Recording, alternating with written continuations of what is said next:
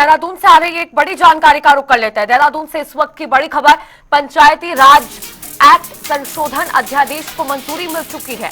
अध्यादेश को राजभवन से मंजूरी मिली है और सरकार ने इसी को लेकर नोटिफिकेशन भी जारी कर दिया गया है। तो देहरादून से इस वक्त की एक और बड़ी खबर है, जहां पंचायती राज एक्ट संशोधन अध्यादेश को मंजूरी मिल चुकी है। ये इस वक्त की बड़ी खबर है।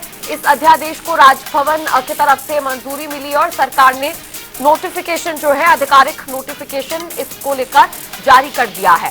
अध्यादेश को राजभवन से मंजूरी मिली है। नोटिफिकेशन में साफ तौर पर लिखा गया है कि अब इस एक्ट को मंजूरी दे दी गई है और जो और संबंधित जानकारी और डिटेल्स इस एक्ट से संबंधित हैं, जिसको मंजूरी मिली है राजभवन से, वो भी इस नोटिफिकेशन में वो जानकारी साझा की गई है।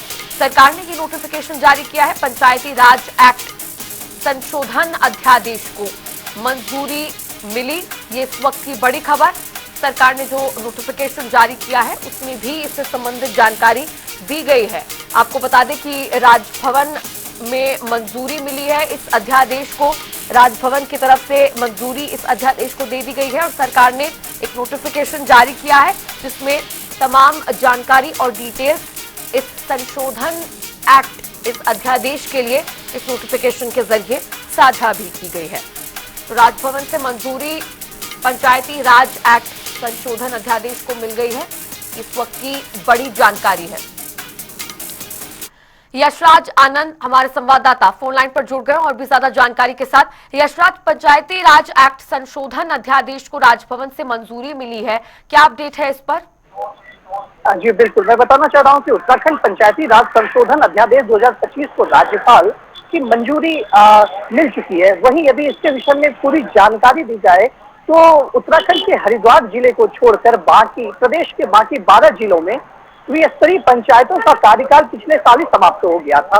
वहीं इसके बाद राज्य सरकार ने त्रिस्तरीय पंचायतों को प्रशासनों के हवाले कर दिया था।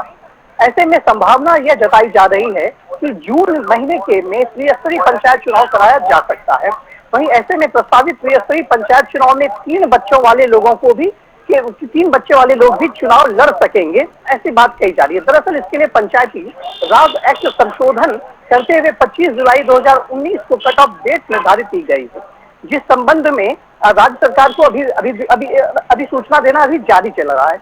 वहीं दरअसल पंचायती राज के प्रावधान की यदि बात करें तो प्रावधान में यह किया गया था कि 27 सितंबर 2019 के बाद जिसकी 2 से अधिक संतान होगी वो पंचायत चुनाव नहीं लड़ सकेंगे। इस प्रावधान के बाद मामला न्यायालय में चला गया था और वहीं इसके बाद यदि बात करें तो न्यायालय ने जुड़वा संतान को इकाई संतान मानने संबंधित आदेश दिए थे। यानी कि जुड़वा संतान जो होगा, जिसके भी जुड़वा संतान होंगे वो एकल संतान माना जाएगा, इकाई यही आदेश दिया गया था। इसके बाद शासन ने भी आदेश जारी कर दिया था, लेकिन इसमें कट ऑफ डेट 25 जुलाई 2019 अंकित था, जिसके चलते एक विरोधाभास की स्थिति भी पूरे प्रदेश में उत्पन्न हो रही थी, जिसके चलते पंचायती राज सरकार ने पंचायती राज एक्ट में संशोधन करने का निर्णय लिया। वहीं मुख्यमंत्री पुष्कर सिंह धामी ने पंचायती राज एक्ट में संशोधन को मंजूरी दे दी है। उसके बाद राजभवन से भी राज्यपाल की यह मंजूरी हो गई थी। अपने आप में एक रास्ता खुला है, क्योंकि पंचायती राज संशोधन जो हो गया, इसके बाद पंचायती राज चुनाव कराने का एक रास्ता खुल गया है। अब यह अनुमान लगाया जा रहा है कि जून जुलाई के महीने में पंचायती राज त्रिस्तरीय पंचायत चुनाव कराया जा सकता है, जो अभी फिलहाल प्रशासक के हवाले है। इससे पहले यदि बात करें तो नगर निगम चुनाव को लेकर भी कुछ इसी तरीके से स्थितियां व्याप्त थी।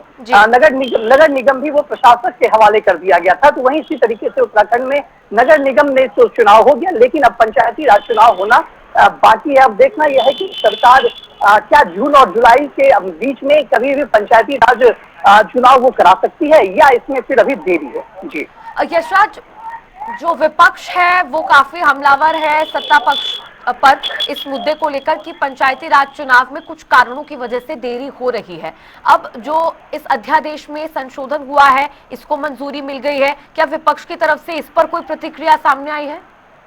बिल्कुल, मैं बताना चाह रहा हूं कि विपक्ष शुरू से ही हमलावर था कि पंचायत चुनाव होने में काफी देर की जा रही है। विपक्ष का स्पष्ट रूप से कहना था कि भाजपा चुनाव कराने से डरती है, क्योंकि भाजपा को लगता है यदि चुनाव कराई जाएगी तो भाजपा चुनाव जीत नहीं पाएगी। लेकिन यदि बात करें, लगातार देखा जाए कि विधानसभा चुनाव उत्तराखंड में बीजेपी ने जीता। वहीं यदि बात करें एमपी इलेक्शन की, तो एमपी इलेक्शन में भी भाजपा ने विजय पताका लहराया। वहीं निकाय चुनाव की यदि बात करें तो निकाय में भी भाजपा ही नहीं परचम लहराया है। उसके बाद अब भाजपा का हौसला बुलंद है और जल्द ही पंचायती राज चुनाव कराया जा सकता है। लेकिन कांग्रेस ये आरोप लगा रही थी कि भाजपा लगातार सभी चुनाव कराने के बाद ही यदि अपनी स्थिति मजबूत देखती है तो वो जरूर चुनाव कराएगी।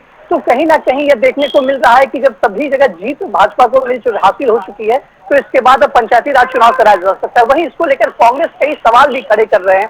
कांग्रेस के द्वारा कई सवाल भी खड़ा किया जा रहा है। कांग्रेस प्रश्न तो यह भी खड़ा कर रही है कि भाजपा जो है वो समय पर चुनाव नहीं करा पाई। भाजपा के शासनकाल में सभी जगह प्रशासक ही नियुक्त किए जाते हैं, जगह चाहे नगर निकाय की बात करें चाहे त्रिस्तरीय पंचायत की बात करें।